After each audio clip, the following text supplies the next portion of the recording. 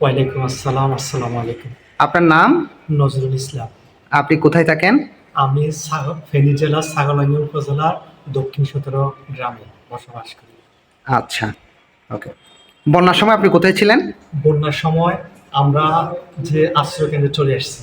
আশ্রয়কেন্দ্র আপনার ঘর থেকে কত দূরে? আশ্রয় কেন্দ্র আমাদের ঘর থেকে প্রায় ৪ কিলোমিটার দূরে। ৪ কিলোমিটার দূরে। কিভাবে আসছিলেন? আমরা ওই যে সাঁতার কেটে আমি সাঁতার কেটে আমার আম্মু আমার গলার পিছনে ধরছে। ধরার পরে প্রায় ২ থেকে ৩ কিলোমিটার সাঁতার কেটে কোনরকম আম্মুকে রক্ষা করছে। আর আমার আব্বু সাঁতার জানতো। আমার বড় ভাই, ছোট ভাই ওরা সাঁতার জানতো। আচ্ছা, তাহলে আপনার বাড়িতে কে কে ছিল? আমার বাড়িতে আমার বড় ভাই, ছোট ভাই, আমার ভাবি, হুম। আমি এবং আমার বাবা-মা। তাহলে সবাই পৌঁছাতে পারছিলেন জি, সুরমতা? আচ্ছা, আলহামদুলিল্লাহ আল্লাহর রহমতে পৌঁছাইতে পারছি। আচ্ছা। ঘরে কি কি ছিল আপনাদের? ঘরে আমাদের অনেক আসবাবপত্র ছিল। এই হুম, যে ফ্রিজ, টিভি, হুম, তারপরে ধান, চাউল, তারপরে ল্যাপ তোশক, চেয়ার, টেবিল হুম। সবকিছু কাঠের থাকার কারণে আর আমাদের দক্ষিণ সতেরোটা অনেক নিচু। আচ্ছা, বিগত প্রিভিয়াস ইয়ারগুলোতে যখন বন্যা হতো তখনই ডুবে যেত। এবার তো অনেক ভয়াবহ বন্যার কারণে অনেক বেশি ডুবে গেছে। আর আমাদের টিনের উপর দিয়ে স্পিড বোট চলছে। সে তো বুঝতে পারেন যে ভয়াবহ অবস্থা ছিল। আমরা আচ্ছা, ১২-১৩ দিন পরে বাড়িতে যাই। যখন গেলাম দেখলাম যে আমাদের জিনিসপত্র সবকিছু নষ্ট হয়ে গেছে। আচ্ছা। এখন কিভাবে থাকতেছেন? এখন কি ঘরে ফিরে আসতে পারছেন? এখন ঘরে আসছি কিন্তু আমরা বাইরে আপনার একটা প্লাস্টিক দিয়া কোনরকম মানে থাকতেছেন। আশ্রয় বানায় আমরা থাকতেছি। আর আচ্ছা, আমাদের রান্না-বান্না করতে অনেক অসুবিধা হয়। আচ্ছা। রান্নাবান্না কি দিয়ে করতেছেন? গ্যাস নাকি লাকড়ি? লার্কি বলতে আমরা বাজার থেকে কিছু লার্কি নিয়ে আসছি। সেগুলোর মধ্যে কেরোসিন দিয়ে আর কয়েকটা ইটকে মানে চুলা বানাই, তারপর আমরা রান্না করতেছি। আচ্ছা। ত্রাণ পাইছেন কিছু? আমরা কোনো ত্রাণ পাই নাই। কারণ আমরা আশ্রয় কেন্দ্র ছিলাম। আর আচ্ছা, আমাদের ওইদিকে পানি থাকার কারণে কোনো হ্যাঁ। ত্রাণের কোনো যায় নাই। সংগঠন ওই আপনাদের গ্রামে কতগুলো ঘর হবে আনুমানিক? আনুমানিক প্রায় ৬০ থেকে ৭০ টা ঘর। ৬০ থেকে ৭০টা ঘর এরা ত্রাণ দিকে না। জি, ত্রাণ যে আসে এখানে গাড়ি টাড়ি আসে, জি। তারপর হচ্ছে সেনাবাহিনী আসে, অন্য কাজ আপনার খবর টবর পান? আমাদের ওইখানে চৌরাস্তায় একটা সংগঠন আছে। উনি সেনাবাহিনীর সার্জেন্ট। আচ্ছা, উনি যখন আসে তখন আমরা পাই নাই। কারণ আমাদের অনেকদিন বিদ্যুৎ ছিল না গ্রামে। ফোনগুলো সুইচ অফ ছিল। যার কারণে আমরা কোনো যোগাযোগ করতে পারি নাই। একদিন সেনাবাহিনী থেকে একটা প্যাকেট পাইছি। আর আমরা কোনো সহযোগিতা পাই নাই। আপনারা খাওয়া দাওয়া কিভাবে করতেছেন এখন, মানে কি? এখন খাওয়া-দাওয়া মানে কোনরকম কষ্ট করে কারো আত্মীয়স্বজনের কাছ থেকে ধার দেনা করে তারপরে এভাবে কোনরকম। আচ্ছা। আপনাদের তাহলে ক্ষতির দিক থেকে যদি চিন্তা করি, আপনাদের কি কি ক্ষতি হয়েছে আনুমানিক? আমাদের এক কথায় বলতে গেলে একদম বালিশ থেকে শুরু করে মানে কোনো কিছুই আমাদের নাই। অবশিষ্ট নাই। অবশিষ্ট নাই। এগুলো এখন রিকভার করতে পারছেন, বালিশ টালিশ এগুলা? না, এখনো ভালো করে রিকভার করতে পারিনি। আজকে আপনারা একটা সহযোগিতা করেছেন। সেটা দিয়ে মোটামুটি আলহামদুলিল্লাহ কিছু করতে পারলাম। ওকে, শুকরিয়া। জি। আর বিশেষ করে হচ্ছে যে ধরেন আপনার ঘরে মহিলা আছে, ভাবি আছে, মা আছেন, তারা কিভাবে থাকতেছেন? তাদের কোনো সমস্যা হচ্ছে কিনা? তারা হচ্ছে আমার আম্মু শ্বাসকষ্টের রোগী। হুম। আমার আম্মুকে সবসময় শুকনো জায়গায় রাখতে হয়। আচ্ছা, এখন পারতেছেন না এটা? এখন খুব কষ্ট হতেছে। আচ্ছা। আপনারা কি কারো কাছে গেছিলেন যে মেম্বার কিংবা হচ্ছে আমরা ইউনিয়ন পরিষদের কাছে? গেছিলাম। আমরা হ্যাঁ, উপজেলাতে একটা দরখাস্ত দিয়েছি। ওনারা সহযোগিতা করবে একটা আশ্বাস দিছে। কিন্তু এখনো কোনো করে নাই। আচ্ছা। আ তাহলে আপনার এলাকায় আর কি কি ক্ষতি হইছে? আমার এলাকায় আমাদের যে গ্রামে যে একটা মসজিদ আছে, মসজিদটা নষ্ট হয়ে গেছে একেবারে, ফ্লোরটা নষ্ট হয়ে গেছে। আর গ্রামের অধিকাংশ মানুষ হচ্ছে গরিব। তাদের তো টয়লেটগুলা হুম। বাঁশ, টিন দিয়ে তৈরি করা। টয়লেটগুলো একদম নষ্ট হয়ে গেছে। আর বিশুদ্ধ পানির অভাব দেখা দিয়েছে গ্রামে। গ্রামে অনেকের ডায়রিয়া, কলেরায়, আমশায়, পানিবাহিত যে রোগগুলো আছে, এগুলো অনেক বেশি প্রাদুর্ভাব হুম। বিস্তার করছে। মানুষ আচ্ছা। অনেক স্যালাইন খাইতেছে না, তারপরে বিশুদ্ধ পানি খাইতেছে না। এগুলোর অনেক অভাব। আচ্ছা, আপনার হাসপাতালে এগুলোর সুবিধা নাই?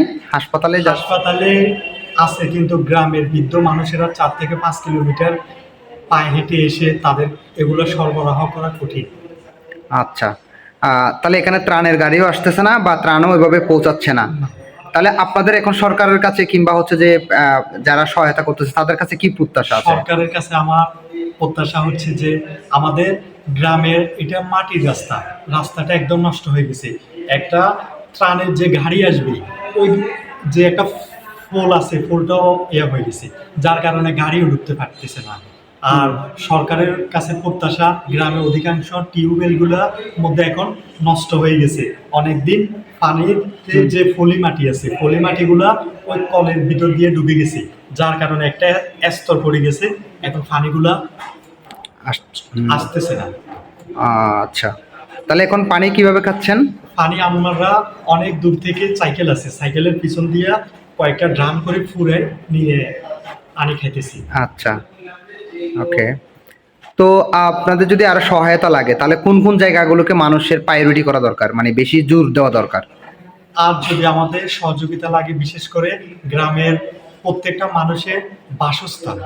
আচ্ছা, বাসস্থান যেমন মনে করেন যে আপনার প্রথমত একটা মানুষের যে মৌলিক চাহিদাগুলোর মধ্যে সর্বপ্রথম হচ্ছে খাদ্য, বস্ত্র, বাসস্থান। এগুলা মানুষ যথাযথভাবে পাচ্ছে না। আর আচ্ছা। মানুষ ওকে। তাহলে এখন বাসস্থানের একটা ঝামেলা তৈরি হয়েছে, এখন বাসস্থানগুলো সব ঠিক করতে পারে না, রান্না বান্না করতে পারতেছে না। রান্না বান্না।